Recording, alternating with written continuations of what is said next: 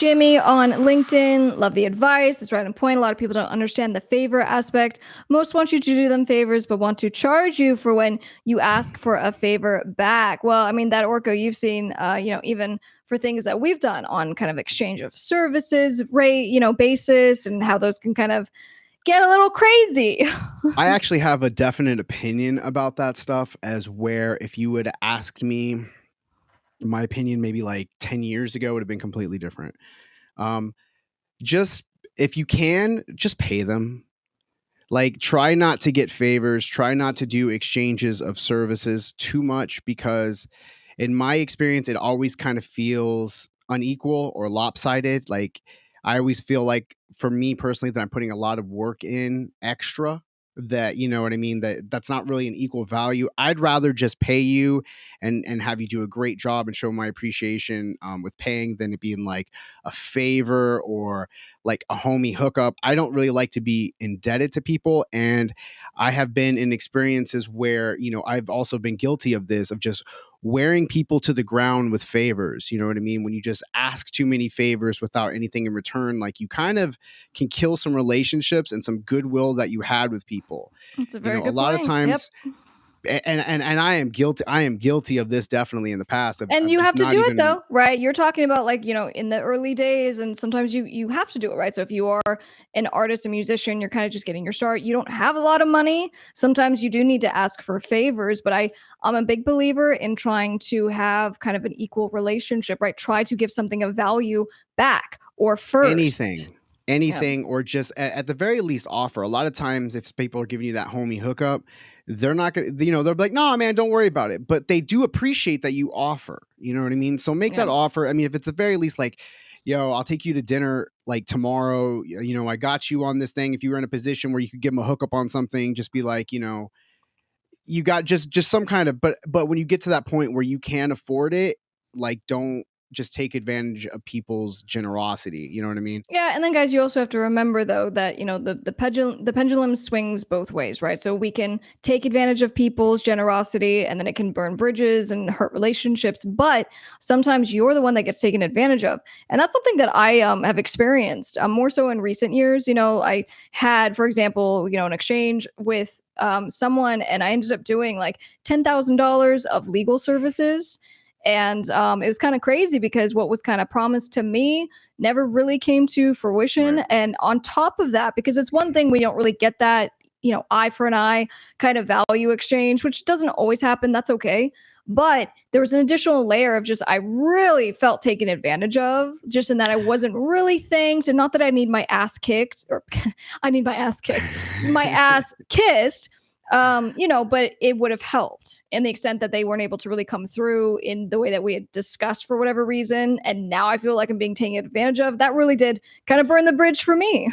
Well, no, and I've definitely been in situations where I've, like what you're saying, where you've gone out of your way and you've really done them a huge solid, and then, you're kind of expecting something equal back, because that was the agreement when whatever, and they make people make big promises, but when there's not actual dollar values or cash, or you see your account going up, people don't treat the thing the same. So if, like, if you're doing a favor, I mean, I'll be literal, no one will know who I'm talking about, but like, if you're doing something for someone and it's like a music video or something, and you hook them up with something, and they're going to help you out, and they're like, dude, I'm going to make you the dopest music video, I'm going to cut it together, I just got this new effects, my computer is ready to go, and then you're ready to call them that favor, and then, like, oh, I only have time for like one edit, I don't really, because I got all these Yeah. projects and I can't really help Yeah. you.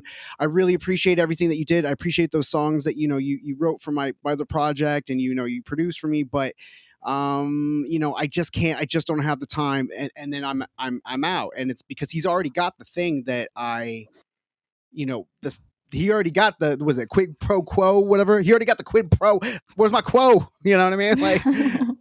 So I just like paying. People respect cash, and people understand cash, and they seem to take that more seriously. But I understand if you don't have the ability to do it, but as soon as you can, if you're in a position that you can, you should.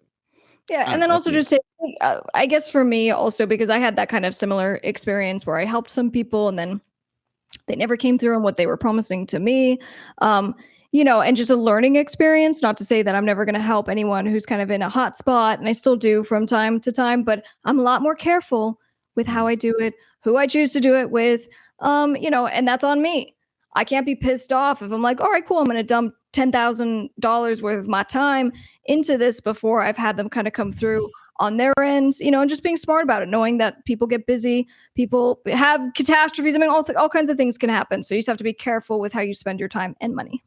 And pro tip, try not to ask people favors that you really like, you know what I mean?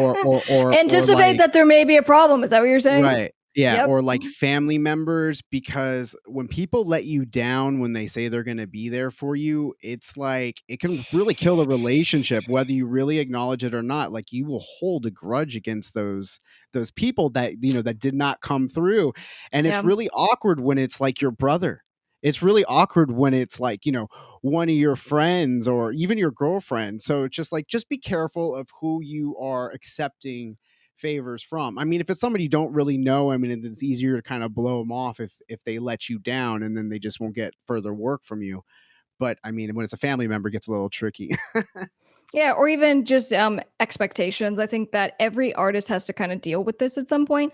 The expectation that the people who love you, like your family, your friends, your girlfriend, your boyfriend, whatever, that they're going to show up and be there and be excited, right? Like, hey, I'm dropping my new album. And they kind of don't give two shits about it. This is And a then now whole your show. feelings are hurt. This might be a big part of Tuesday's show, because that's a great point. You people, artists, independent artists out there, stop harassing your friends and your family to go to your show, because you're going to be so let down and when they don't show up.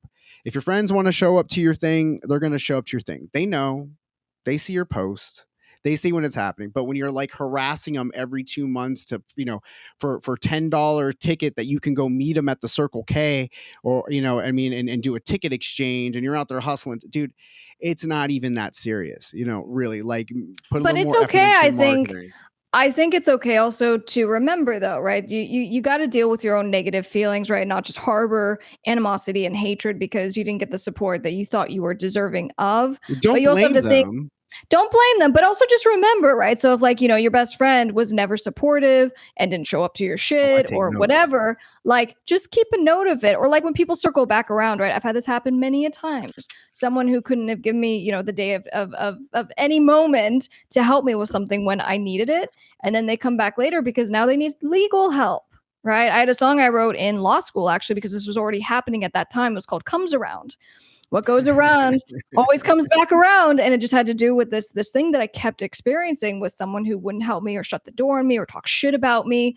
And then later on they were coming back to ask for help, and not that I'm holding grudges, but I'm just going to be like, no, I don't think I'm going to be willing to kind of put myself out there for this person. I remember. No, I definitely agree with that. I like what just doing. I always keep notes of people that, Is that your people pad? yeah. Oh, I keep it close by. I'm always adding people to the list.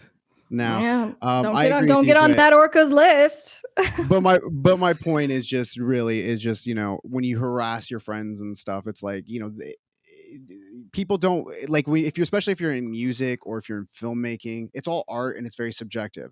Like, just because they don't come to every single one of your shows doesn't mean that you suck as a musician. It doesn't mean that they're not your friends or they don't support you. It's just maybe they don't like your music, or maybe they got the idea the first 5 times they saw you, and it's okay.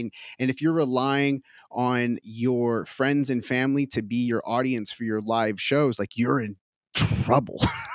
Like, it's cool. It's cool when they come so they can see all of that. But honestly, like, you shouldn't really be inviting your friends and your family to your shows until you got something to really impress them by. So work on your marketing, work on your social media skills, and get your real audience there. Your friends and your family are not your fans.